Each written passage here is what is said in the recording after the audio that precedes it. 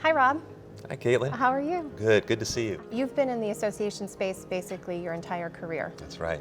From your perspective, what do you think the top priorities are for association leaders like yourself?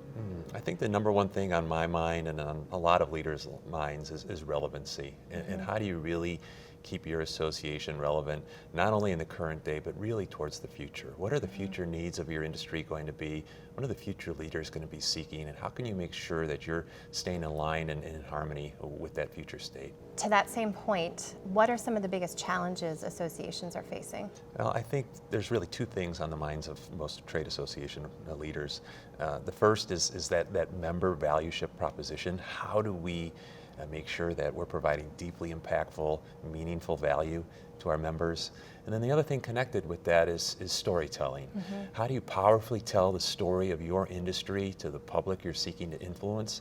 And at the same time, how do you also effectively tell the story of your association back to your own membership to show them the positive impact that you've been able to have in advancing the agenda of the organization? That's an excellent point. As the head of the Educational Foundation, which is the charitable arm of the association, how do you think that your organization's efforts are impacting the association's overall goal and missions? I think that the foundation's work is just directly connected back to that value prop.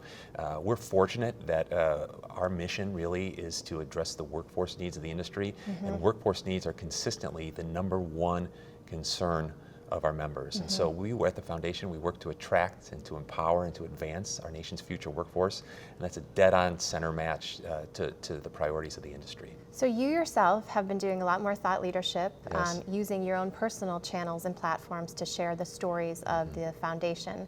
Talk to us a little bit about the strategy behind that. Storytelling, it all comes back to that, and we represent an amazing industry. It's a dynamic industry, it's a rapidly growing industry. We have all kinds of great first jobs, we also have all kinds of fantastic careers, and that story needs to get out. And so what can we be doing through thought leadership with the audiences we seek to influence to tell the powerful story of America's restaurant industry? What are you excited about for the future of this association and the foundation and your work in general? Oh, wow. I'm excited about everything.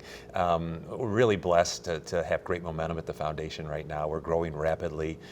We've recently introduced a new programming to serve our nation's military, new programming to serve opportunity youth, new programming to serve ex-offenders. In addition to that, we're hard at work on the launch of a comprehensive messaging campaign designed to attract people to the industry. It's a really exciting time to be there. That's great. Well, thanks, Rob. We really appreciate you being with us, and we can't wait to see what's next. My pleasure. Thanks for having me.